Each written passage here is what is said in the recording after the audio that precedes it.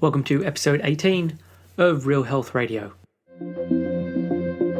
Welcome to Real Health Radio. Health advice that's more than just about how you look. And here's your host, Chris Sandel.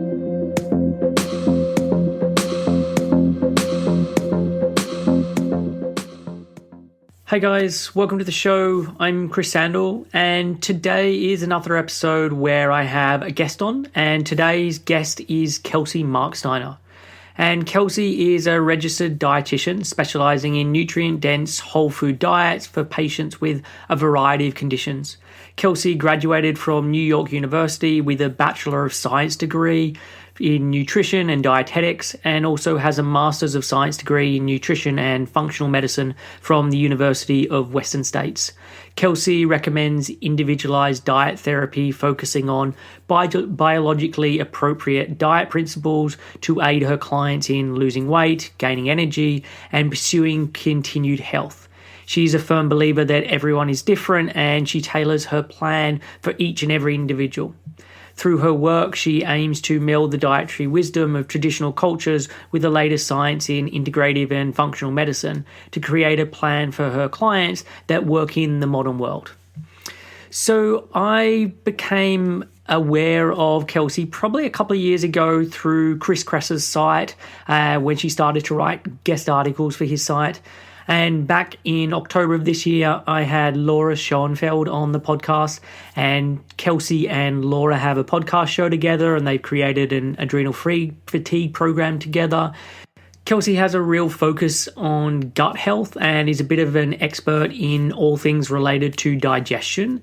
And quite a bit lately, I've been seeing more stuff on SIBO, or small intestine bacterial overgrowth. And this is both on the client front, but also just reading more writing and research on the topic. So I decided to invite Kelsey on the show to talk about this.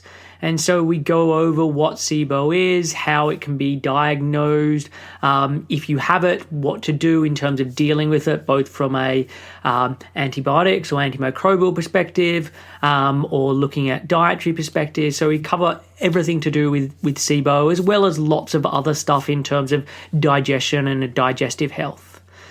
And before I jump into the show, I just want to point out that during the interview, Kelsey mentions that lactulose breath tests has less of a chance of giving false positives, but what she actually meant to say was false negatives. So you can test for SIBO with either lactulose or glucose, and it's the glucose solution that actually gives a higher chance of false negatives. And this means that glucose in this test is more likely to give a result saying that everything is fine when actually there is a problem going on. So this probably means absolutely nothing to you at this stage because you don't have any context for what I'm talking about, but I just needed to include this somewhere, and it's the best place that I can think of. So with all of that said, let's get started. Hey Kelsey, it's a pleasure to have you on the show. Thanks for joining me. Thank you so much for having me. I'm very excited about this. Great. So to start with, it's the question I ask basically every guest. For anyone who doesn't know about you, why don't you explain a little about your background, how you got into health and nutrition and that side of things? Sure. So I have almost always been interested in health and nutrition for pretty much my whole life. But I actually was, in my first year of college, I went to school for acting, actually. And all throughout high school, that was my passion. And my mom would always tell me, you really should go to a school that has nutrition as an option, just in case you change your mind. And, I told her, Mom, that's silly. I'm not going to change my mind. This is what I'm doing. And of course, being a teenager, that is exactly what happened, where I changed my mind and I then wanted to study nutrition. So after my first year at school, I switched gears, I transferred, and I started studying nutrition. And to be honest, I don't really know why it's always been a passion of mine, but I just find the human body kind of fascinating. And as I'm sure probably a lot of people do, but maybe I'm just a weirdo, but I find it very fascinating. And I just loved the idea that, our environment and the things that we put into our body can affect how the body functions. So that was just something that inherently was very interesting to me. And I think that's why I've always been excited about the topic. So, then I became a dietitian and I started my practice right away, just because I really found that working in a hospital, which is a requirement to become a dietitian in the US, was just, I just knew it was not what I wanted to do, because everybody there is not in a place that they're really motivated about their health. You know, a lot of times they're not feeling well. They're not receptive to ideas about health, or nutrition, anything like that. And I really wanted to work with people that were very motivated about changing their scenario and changing their health for the better. So I knew that the hospital route was not for me, simply because of that, but also because here in the U.S. we learn a lot of information in the dietetic programs that is kind of the opposite of what I would say I practice and preach currently. So I knew that I didn't want to be hindered in what I was allowed to say, because I worked in a hospital and kind of had to follow those rules. So there were a lot of reasons, but those are the two big ones, that I really didn't want to end up working in a hospital, at least full time. I started my practice right after I was done with school, and I've been doing that ever since. Okay. And so, I mean, you mentioned your mum was saying that maybe you should go to a school that offers nutrition. Did you grow up in a household that really valued healthy eating or nutrition, or that your mum was really into that? Yes, actually, my mom was very into that. So she, I think, was the one who introduced me to like the Weston A. Price Foundation. She was reading a lot about that when I was growing up. And so that was, really mind blowing, I think, when I started learning all of that information about really just that fat was not this horrible thing that we had always thought it was. And it's kind of funny because my dad, for his entire life, has always drank whole milk. And, for a long time, both my mom and I, being the health conscious people in the family, were like, oh, Dad, you really shouldn't drink whole milk. It's so bad for you. And then, of course, we're like, oh, gosh, we really messed up on that one after we discovered Weston A. Price and all of that research surrounding fat and how it's really not as bad for us as we thought it was. So, yeah, but she was very interested. And I think that probably is potentially what sparked that interest for me as well. And you said that working in a hospital setting didn't really sort of jive with the way that you wanted to practice. Did you know that going into it, or it was something that became apparent as you then started to deal in that setting and have to deal with the people who were there? Well, I would say that my whole mindset about nutrition started to shift probably maybe a year or so into going to school for nutrition. And that was when, I had sort of known of Weston A. Price a little bit before that, but I think that was really when my mom started to tell me about that kind of stuff too. And so I read, I'm blanking on the name of that book, but the Weston A. Price book by Sally Fallon. Nourishing Traditions? Yes, that's what it was. And then I started to hear about paleo a little bit. And so I really started to switch around that time and quickly realized that a lot of the things I was being taught were just kind of old school nutrition. Nutrition is a field that is ever changing. And of course, when you're in an institution that needs to, use textbooks and things like that don't get changed all that often, you just tend to learn kind of older information. And I was lucky to have some professors that were really great. They were up to date on research in specific topics. So like, one of my professors was doing research on glutamine for intestinal permeability in trauma patients. So that was really cool to learn about. But I did know going into the internship in the hospital that most of those dietitians there that I was going to be working with were going to be fairly old school. So unfortunately, I kind of knew going into it that it wasn't going to be the best place for me. And is there stuff, I mean, even if it wasn't the best experience or you knew you weren't going to stay there long term, was there bits and pieces that you got from that you're really glad you did? Absolutely. Like, you know, as much as I don't want to work in a hospital at this point, I would never say that it's not worth it to do that internship. And the reason I say that is because you really start to understand where our healthcare system is at and where the health of, you know, our citizens is at as well.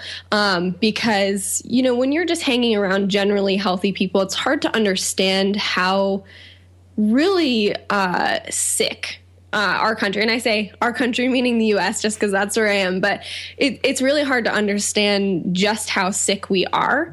But when you work in a hospital and you see these people that you know are dealing with the effects of that of our environment, of our food every single day, it ingrains in your brain that something needs to be done. So I think that not only motivated me to try to teach people before they get to that point, but it just showed me, you know, how our healthcare system works and why that doesn't work. Sure. And I guess like and you can tell me this is wrong, my assumption is also just getting to see the sheer volume of people in a hospital is also really useful. Because I know for myself, when I started out in practice, you can know something and it's a whole other situation when you have to be able to pull up that information and be able to communicate that with someone and be empathetic with them and talk to them. So I would imagine being in that setting, you got to see so many more people that you wouldn't have otherwise been able to deal with. Exactly. Yeah, because you're right. There's a lot of sort of random conditions too that like now I don't deal with at all, but it was very good to just get a wide array of conditions and diseases that you had to deal with from a nutrition perspective. It's just really good to have that background going into your own private practice because you never know what you're going to, you know, come up against with someone. And it's really good to have that background of knowing, you know, tons of different diseases and conditions that you can deal with nutritionally. Cool. And so your website is called Healthy Gut, Healthy Life. I guess a lot of your focus and from reading your stuff and from hearing you talk on your podcast show, etc., a lot of your focus is around the gut and digestive health. Why has that become so much of a focus for you? It's kind of funny because you would think that, you know, someone who works mostly with digestive conditions probably has one themselves. And I don't. I don't have any digestive conditions at all. I kind of have a pretty good stomach overall. So, I don't really have much background personally in that topic, but that is something that's just utterly fascinated me, particularly with the microbiome and everything that we're learning about with that topic. You know, as the years go on, it just seems to be more and more information that we're learning, and how that affects pretty much every other system in our body is really amazing to me. So that's been honestly the background with that, why I really chose to focus on digestive diseases and conditions is just because I'm so interested in it, that researching it is so much fun for me, and dealing with people who have these conditions, I've just seen such improvement with them, with the things that I'm doing, that's just so fun, and I love doing it. And with those, and I know from my own experience, a lot of the stuff that I do with clients is because they were the people who were originally showing up in my practice. Was that the same for you, that you were getting a lot of people who were showing up and it was digestive issues, and that's part of the reason you've gone down that route as well? Yes. So I do think that a lot of people, just because of obviously the way our body works, is they associate, you know, any sort of digestive complaint with the food they're eating, which is, you know, understandable. And it is obviously very connected. So I think a lot of people, when they feel like they're having digestive issues, a nutritionist or a dietitian is kind of the first place that their mind is going to go and who they're going to seek help from. So yes, I definitely did see a lot of digestive clients in my practice as it first started. Okay. One of the things that I'm seeing so much more written about, and it was an article that you'd written as well on Chris Kresser's site is about SIBO, or small intestine bacterial overgrowth. For someone who has never heard of it before, or has heard of that term but doesn't really understand it, do you want to explain all about this? Sure. So SIBO, like you just said, stands for small intestine bacterial overgrowth, which is exactly like it sounds. Basically, it's just that we typically have a somewhat sterile small intestine. It doesn't have a lot of bacteria in it, and that's very different from our large intestine, which has loads of bacteria in it. So sometimes what happens is bacteria from the large intestine translocates to the small intestine, and once it's there, there's very little to kind of stop it from overgrowing. And so we end up with this massive amount of bacteria, at least comparatively to a sterile environment, in the small intestine. And when that happens, people get lots of different symptoms of this overgrowth. They'll get bloating. That's probably the most common one. Belching, excessive gas, stomach cramping, just a lot of different digestive symptoms that they seem to not be able to correlate with the foods that they're eating. You know, they kind of will say to me usually, well, I notice that, carbohydrates maybe make me feel a little bit worse, but pretty much I'm just bloated and have excessive gas and belching all the time. And I don't know why. I can't figure out any trigger for it necessarily, because it just seems so bad all the time. So what we typically need to do for SIBO is to clear that overgrowth of bacteria, because basically, if there's extra bacteria hanging around there, it's going to be causing those symptoms for people. And that's because a lot of the bacteria that should be in the colon is doing fermenting, and that's what it should be doing, and that's fine in that area, but not so much in the small intestine. Yeah, exactly. So when you have all this bacteria hanging out in the small intestine, when it's getting, prebiotics, so that's things that feed good bacteria, or it's just getting carbohydrates in general, what it does is it breaks down that carbohydrate and produces gas as a result. So you can imagine that if you have tons of bacteria hanging out in that area and they're producing lots and lots of gas, you're going to get bloated, you're going to be burping, farting, all that kind of stuff that we typically associate with SIBO, because it's all due to that excess gas.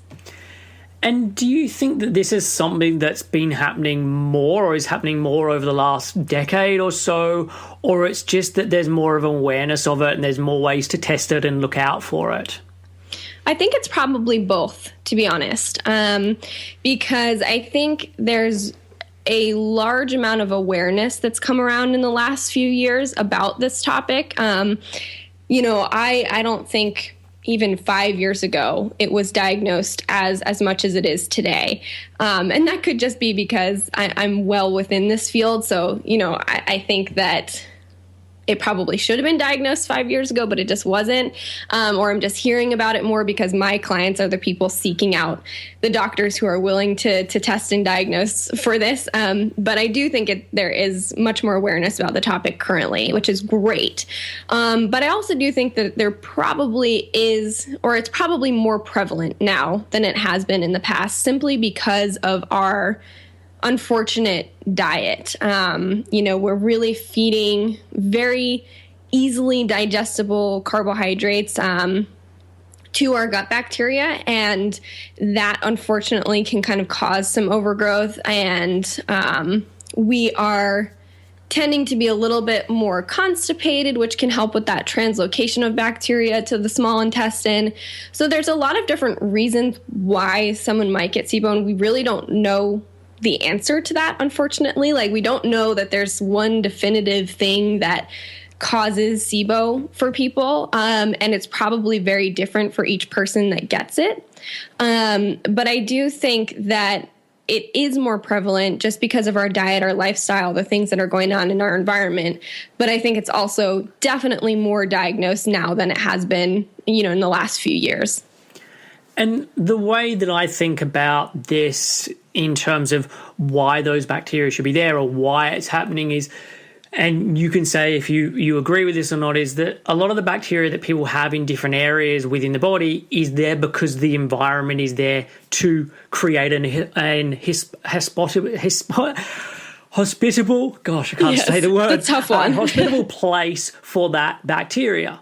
So what typically starts to happen is in certain regions within the small intestine or within different parts of the body, the environment changes or the pH changes than what it really should be. And so it means that certain bacteria are then happy to stay there, which wouldn't ordinarily like to stay there. And certain bacteria that should be staying there are moving on because it's not the right environment for them.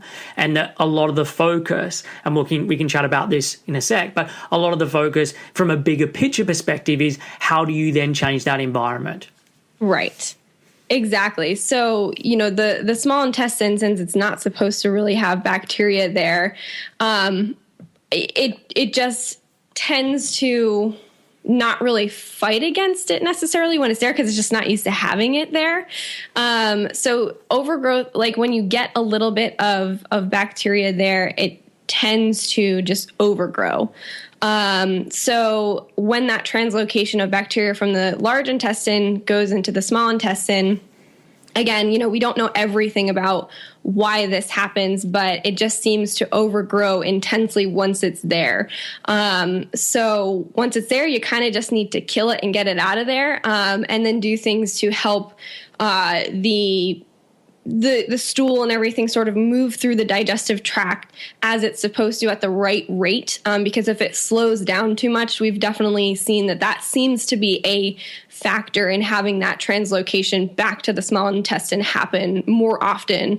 And as anyone with SIBO probably knows, SIBO, unfortunately, is something that tends to recur a lot. So if someone's had it once, they typically will have it, time and again. It could recur after 1 month once they clear the first infection, or it could happen a year from then. But usually people will tend to get SIBO again, though there are things, of course, and I'm sure we'll talk about this, that they can do to help prevent those recurrences.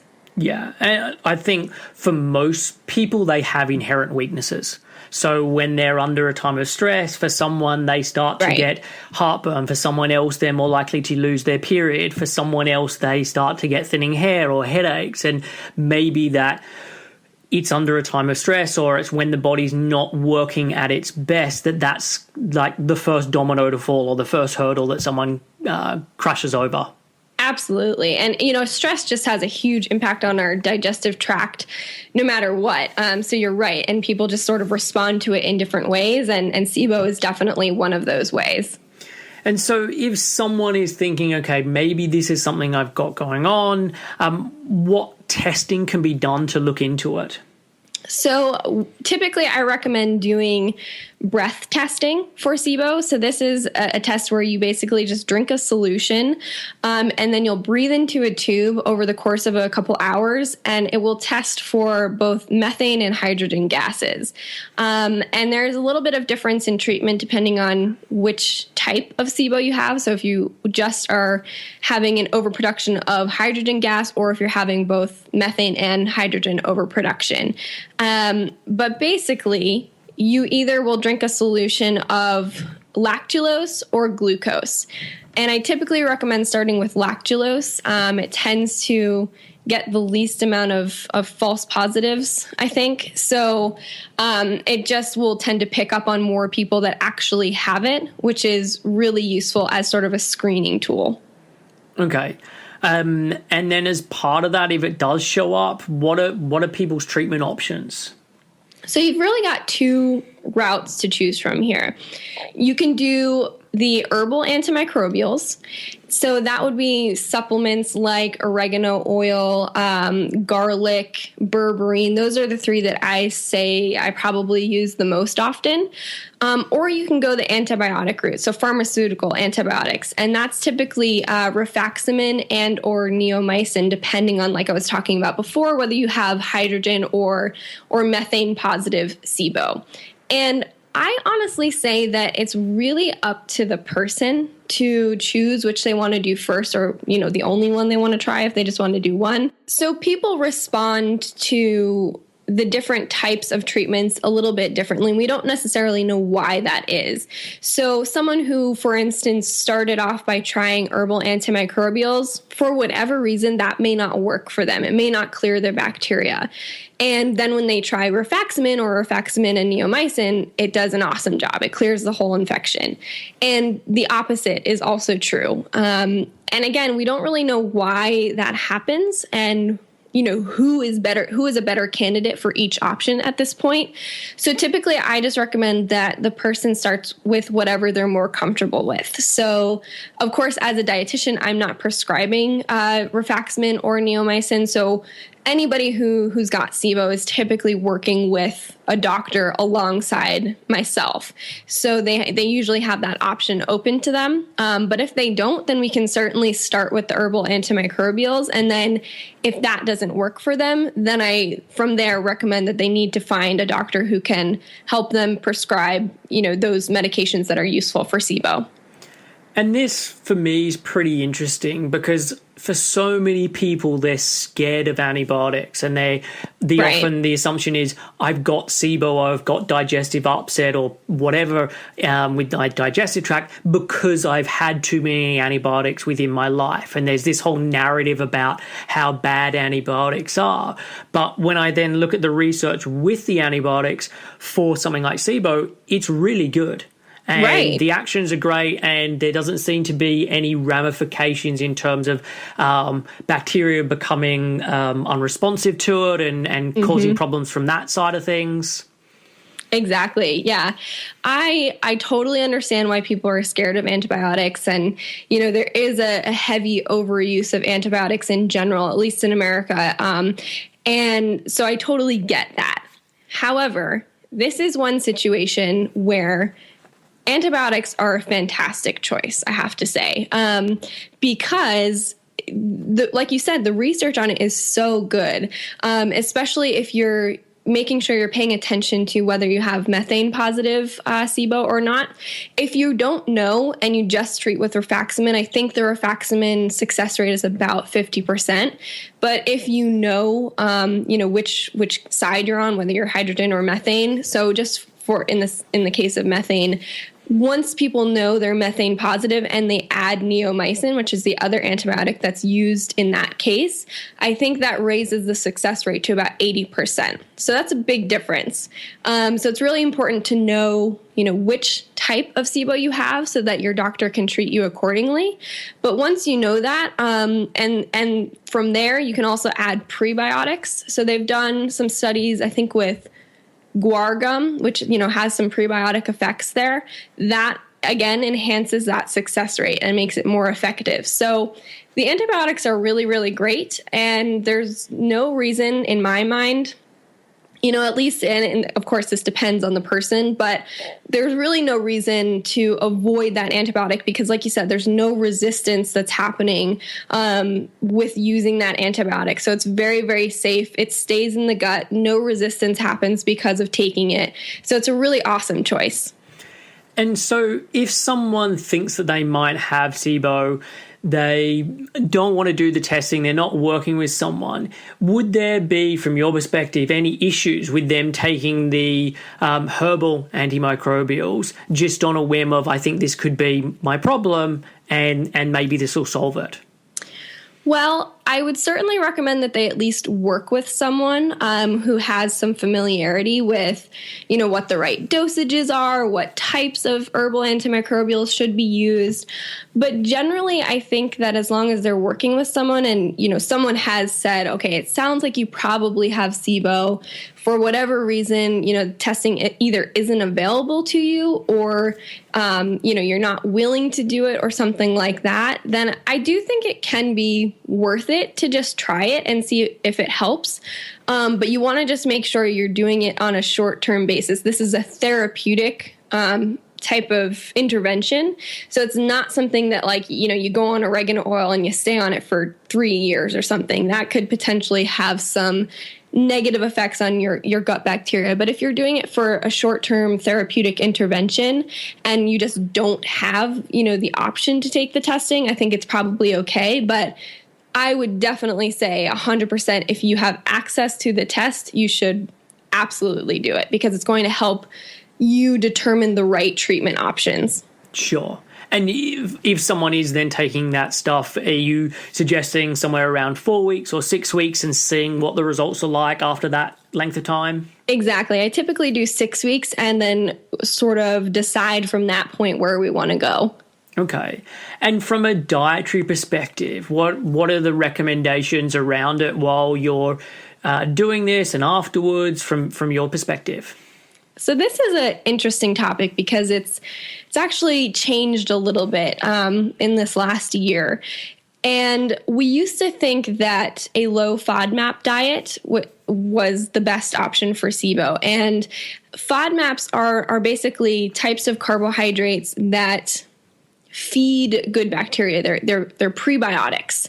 And the reason why that can be not so helpful in the case of SIBO is because we don't want to be feeding that bacteria because that's typically what's causing symptoms for people. Like we were talking about before, when that bacteria gets fed and they're getting rid of that carbohydrate or breaking down that carbohydrate, they're producing gas as a result. And the gas is what causes the symptoms. So if we want to get rid of symptoms, we take away the food source. And that is great for reducing symptoms. I've definitely used that, and it certainly does work for a lot of people. However, if we want to actually clear the bacteria, which should be the long-term solution here, of course, because then we don't have to worry about feeding the bacteria because they're not there, you actually want to be feeding that bacteria while you're trying to kill the bacteria. Because when they're happy and they're fed, they're much more easy to kill. Whereas if you're starving them out, they tend to hide and they're much more difficult to kill with antibiotics or antimicrobials. So you actually want to be feeding that bacteria with FODMAPs, with carbohydrates. I usually use prebiotics with my patients too in this case. So that would be things like FOS or GOS, which are two different prebiotics that I use with my patients to kind of help that bacteria to be being fed. And you're doing that for the 4 weeks or the 6 weeks while they're then taking the microbials or the antibiotics. So when you are on antibiotics, yes, you want to definitely be, on a higher FODMAP diet, eating more carbohydrates, potentially including prebiotics if that makes sense for you. And if someone hasn't been limiting those things prior to starting with antimicrobials or antibiotics, then I'll just keep them on their current diet and they'll then go into either taking antimicrobials or antibiotics while being on that diet that feeds the bacteria.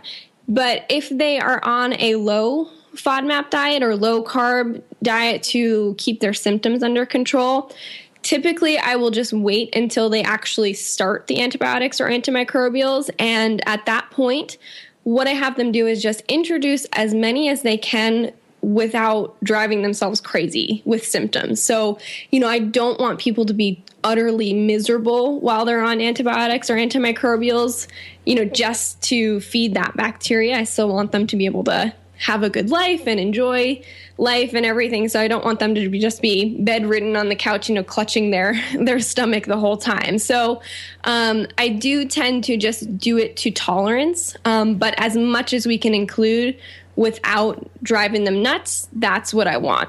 Sure. Because from looking at this, a lot of people are doing either GAPS or the specific carbohydrate diet and probably are coming from that place, I would imagine, when they're finding you. Right, exactly. So in that case, I wait until they're actually on whatever treatment they're going to be on. And at that point, we just add as much as we can in without, causing them so many symptoms that their life becomes a little bit miserable. And I get the impression as well that it's often talked about like if you do the specific carbohydrate diet or if you do GAPS without taking these antimicrobials or without taking the antibiotics, that it can deal with the situation. My sense is that that's not actually the case. I mean, what do you think about that? Yeah, unfortunately, that is not the case. This really isn't something that you can treat with diet alone. And the reason for that is you would have to be on a super restrictive diet for years, I would think, to truly be able to starve that bacteria out. And we don't even know if that's possible because I don't think anybody's ever actually done it. And the reason why that's bad too, just on top of not even knowing if that's actually possible, is that at the same time you were doing that, you'd also be starving your large intestine bacteria. So that's what we kind of think about as our microbiome. And I'm sure your listeners probably know at least somewhat how important the microbiome is and how important it is for that to be balanced, for you to have a lot of good bacteria and not a lot of bad bacteria there. But if you're starving your small intestine bacteria, you're also unfortunately starving that large intestine bacteria. So you're going to have really low counts of good bacteria there, which is not good for your overall health. Yeah. And I've chatted with people before who've been on GAPS for a really long time. And we're talking about a year, 2 years. And apart from the fact that it didn't resolve a lot of their issues, it then created a whole load of other health issues as well as phobias and worries around food. And from my perspective, that often ends up being the worst thing, is because they just have these real fears around food and just can't eat anything, and you having to then deconstruct all of those thoughts. Absolutely. And I've definitely seen too that people who have been on those types of diets for a very long time, they'll typically end up with some degree of adrenal fatigue or HPA axis dysfunction at that point as well. And as anybody who's dealing with that condition probably knows, that's pretty difficult to come back from too. It takes some time, and it's certainly not fun. These people are generally fatigued. They feel like they can't really do anything that they want to do. They've got brain fog, concentration problems. So you definitely don't want to deal with that either. And that tends to be the end result of being on a very, very restrictive diet like GAPS or something like that for years. Yeah, because you're A, typically very, very low in carbs, but B, most of the people end up being very low in calories just because of the recommendations. So, yeah, I see that causing lots of problems as well. Yeah, and not to mention, too, that if you're doing this from a bacteria perspective where you're just trying to starve out SIBO, for example, you could do that for years, and then as soon as you add back those foods in, your SIBO symptoms are going to come right back, too, because then those bacteria are going to be fed again. They're going to be enjoying that food source and creating lots of gas as a result. So it's not like it fixes the underlying problem either. It just masks the symptoms of SIBO. Yeah. And I mean, the other issue I have with it is it becomes quite myopic in its focus of digestion, where you're forgetting all of the other systems that impact on digestion. So forgetting the nervous system, the hormonal system, all of these other things that when you're restricting your food intake or certain macronutrients down to a really low amount, it's going to impact on all of those systems, which in turn impact on digestion. Absolutely. That's totally true. And I think that's one of the issues with health, in general, is just that we tend to focus on one thing. Like even just focusing on diet, it is a little bit problematic on its own, because you can't forget exercise or just lifestyle in general, stress, socialization. All of these things are equally important to our health and affect it probably to the same degree, but we just choose to focus on one thing at a time typically. Yeah. And so I think what you're saying about doing the focus on SIBO is great, but it's doing that in the short term and then looking at, okay, well, what are all the other factors that could be leading to why this has occurred? That just taking the antibiotic, yes, it might deal with it in the short term, but that's not where the treatment ends. That's just really the starting place. Yeah, exactly. And right now, we don't really know, based on the research, what the proper diet is for after you've treated SIBO to help prevent a recurrence of SIBO. So that's kind of a really interesting place that I hope future research really looks into, because right now we honestly just don't know. So, just from clinical experience, what I typically will have people do is just eat the things that they tolerate, not really processed foods that I think probably do play a part in developing SIBO in the first place. So just eating a real whole food diet with, moderate carbohydrate intake, not worrying too much about FODMAP intake unless the person is still having issues eating FODMAPs. Yeah. And that's possible, even without having a active SIBO overgrowth. I think people can still be a little bit sensitive to FODMAPs after they've been treated for SIBO. So, I just have them eat as many FODMAPs as they can handle and not worry too much about, their FODMAP intake or their carbohydrate intake, but just focusing on a real whole food diet. And my thoughts would be there probably isn't a best diet that someone needs to follow afterwards. There might be a handful of things that make it more likely it's not going to come back. But by that stage, your best diet is the one that really supports that person.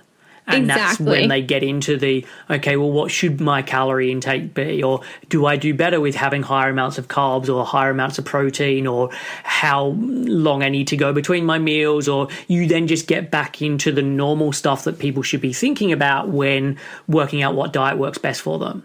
Yeah, absolutely. So it's all about the personalization from that point on in terms of, the foods you're actually eating.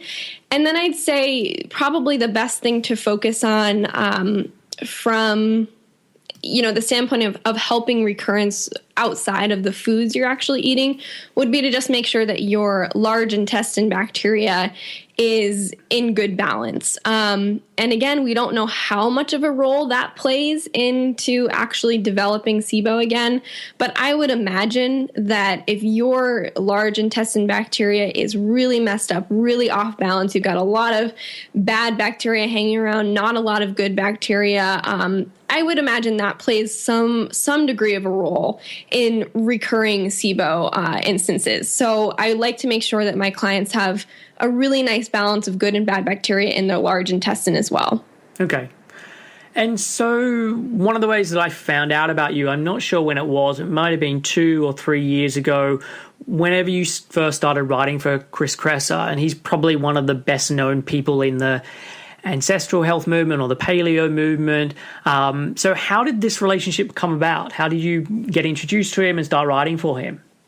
Well, I actually don't even remember how I got introduced to him, like in terms of his writing and everything. I think I just started reading his blog when he must have been in acupuncture school, I think, back when it was called the Healthy Skeptic. Yeah, exactly. So I started reading at that point, and when I was in school, I think I was in my senior year of school, he wanted someone to work as just kind of like his assistant and help with customer service and stuff. And I was like, well, this will be a good, thing to apply for, see if I could I'd get some extra money while I'm going through school, and it would be a good relationship to make, obviously. So I applied for that job, and I got that job. And so I just started doing customer service and stuff for him as I was going to school. And he knew I was becoming a dietitian and just basically sort of transitioned me into helping him, make his programs when those started coming out, and, helping with content, and then writing blogs when he wanted some extra guest posts on his site. So yeah, it was a really kind of lucky thing to happen. I'm very, very grateful for it, because he obviously is extremely smart in all things functional medicine, and he's been a really great resource to learn about all of this stuff from. And so it's been a great relationship, and I write for him now on a fairly regular basis on his blog, which has been a lot of fun. And does he refer clients to you as well? Yeah, so both Laura and I think you had Laura on your podcast a little while ago. Yeah, so both Laura and I get patients from him. So basically we're just listed on his website as, treatment options. So they can choose to work with Chris or any of his people at his functional medicine center, or they can choose to work with either Laura or I virtually. So, yeah. Cool. And if I'm being honest, I'm not huge on the whole paleo movement. There's not a lot of people within that scene that I follow, but Chris is someone who I followed for a really long time. And I think of pretty much all the people within that scene, he's been the person who's been the most level-headed. And he was the one who, from my perspective, and maybe I'm wrong with this, but he was saying, okay, maybe carbohydrates aren't as bad as most of the people in the movement have been making out. And he seems to be someone who isn't quite as paleo or as ancestral as a lot of other people.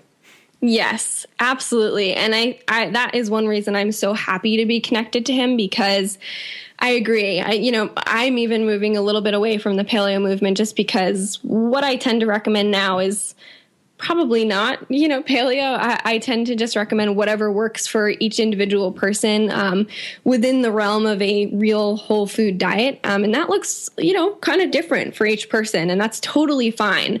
And I think Chris has been one of the only people, higher up in the paleo movement that has really been open to that. And I think the carbohydrate debate is getting better within the paleo sphere, and people are starting to be more open to higher carbohydrate diets. But it is a little bit difficult for people still coming in new to the paleo idea to realize that carbohydrates are not the devil, because a lot of the stuff that's been written about the paleo diet, of course, is coming from the perspective of it being a low carb diet. Yeah. And there was all the mythology around about insulin, and insulin being a fat-causing hormone and all of that, right, that would just seem so embedded within that whole movement. And again, Chris is one of the people who was talking against that as early as I can remember anyone within that movement doing it. Yeah, exactly. And what I really respect about him is just that he is very open-minded. He's always researching, and he's always up to date on the research. So, if something goes against what he has previously said, he has no problem going back on that and changing his recommendation. And that's something I think that pretty much everyone should look for in a practitioner that they work with, someone who's open to where the research is going. Because like I said at the beginning of this interview, nutrition is an ever-changing field, and we don't know everything there is to know. Yeah, and it is just too easy to find the articles that support your theory and ignore everything else, which is unfortunately so common within nutrition. Exactly. Yes, you have to be very careful. You have to read everything. You should expose yourself to varying opinions so that you can really make sure that you're staying open-minded, because like you said, it's very easy to just, choose and read the stuff that supports your argument. Yeah. And I mean, for you, what was the impetus or the big pull towards ancestral health, or that traditional way of eating? And I know you mentioned Weston A. Price I'm assuming that was the first start, but then from there, what drew you into the ancestral movement? I think the impetus was definitely, Weston A. Price was the very beginning of that.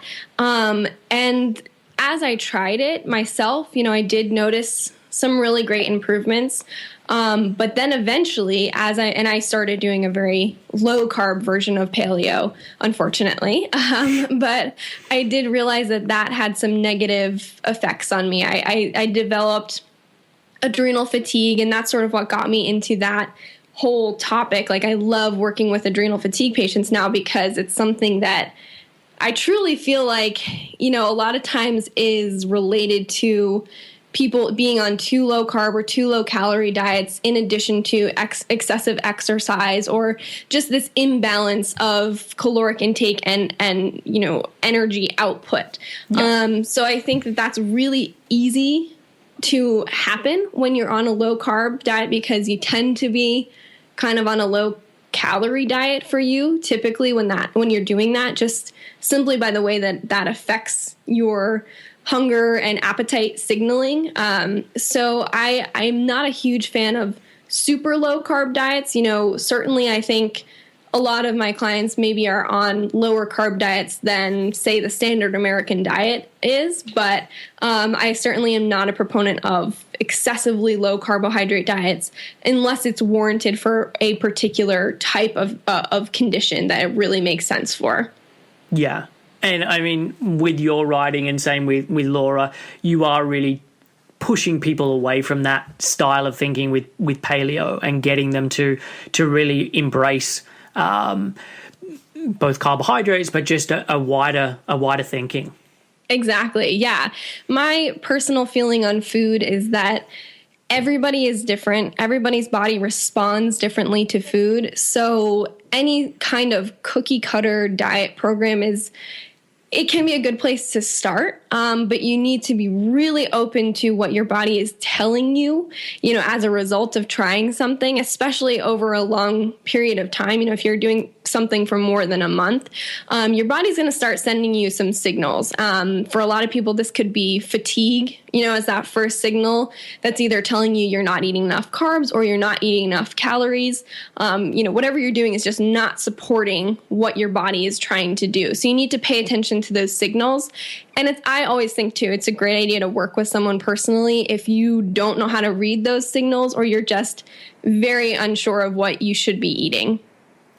And I would say for so many people, they've heard so many mixed things about different foods and so much conflicting information that it can be very difficult for someone to make that distinction of, am I genuinely feeling this within my body, or am I feeling this because I believe I've eaten a quote unquote bad food, or I'm eating in a way that doesn't support me because I've read a blog post, etc.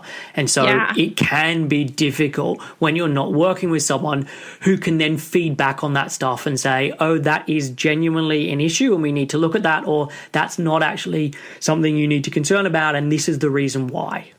Absolutely. That is huge. And that's a problem I see with my clients all the time. And I'm sure, Chris, it sounds like you see that as well, where people just get so wrapped up in an idea of a perfect diet that anything outside of that is viewed as bad. And that psychological impact has a way bigger effect on your health, your body functioning than you can even imagine a lot of the time. And so it does really help to have that outside perspective come in and be able to tell you, this is not the end of the world. This is not a bad meal. It's just not what you are thinking of as the perfect meal. And in terms of your client base, how much are you working with men versus women, and how much are you seeing the difference between the two? I would say a good at least 80% of my clients are women. I definitely do work with men, but just the people who tend to come to me are tending to be women a lot of the time. And so it's a little hard to say kind of the difference, but what I do notice just in, the few men that I do work with is just that they tend to be, when they're coming to me, actually more focused on losing weight, which is not a big part of my practice, but I still do it sometimes. They're actually a lot more focused on weight loss. They tend to be, more overweight when they're coming to me. Whereas women, when they come to me, they're usually dealing with an actual disease or condition. So they're going to be coming to me with SIBO or, with another digestive disorder or with adrenal fatigue. They are usually interested, of course, in the aesthetic. But a lot of times when they're coming to me, they want to focus on health. And I try to really make that come across in my website too, that I am a health-focused dietitian. I actually don't do a lot of work anymore with the weight loss side of things. So I've actually been turning people away for that recently because it's just something that I really just prefer to work with people who just want to feel good and enjoy their life, and they're not too worried about what they look like. Yeah. And with weight loss, it's a really tricky thing to do with and for someone. It takes a really long time, and in comparison to other areas of health, I think there's a lot less guarantees. Yes, absolutely. It can be really hard for some people to lose weight. And again, this is an area where we don't have all the answers either. I mean, I've had people who, are excessively overweight, who are doing everything that I've told them to do, and we still can't get things to move that much. And to me, there's got to be some hormonal thing going on. There's got to be some other piece, and it's just beyond my scope at that point to really be able to help as effectively as I think I should be able to help. So I usually just refer them out, and that's been happening more and more lately to the point where I just right now don't really work a lot with weight loss clients. Yeah. And I mean, with those kind of people, if all of their other health markers are good, then maybe the weight's just not going to come off. And I know we're brainwashed into thinking that everyone should be thin and that that's a reality and that everyone can get there. But unfortunately, it's just not the case. And if someone isn't being damaged by them carrying excess weight, and I use excess in inverted commas, then it maybe shouldn't be an issue. And I know that's very difficult for people to come to terms with, or can be difficult for people to come to terms with.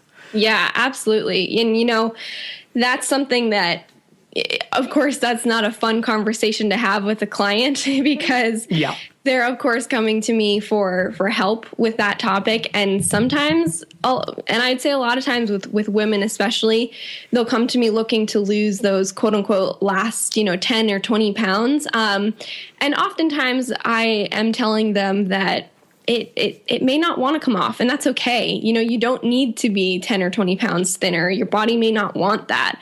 And trying to force it into doing something that maybe is not coming naturally to it is potentially more harmful to your health than it is helpful. Yeah, no, I totally agree with that. So for people who want to find out more about you, where should they be going?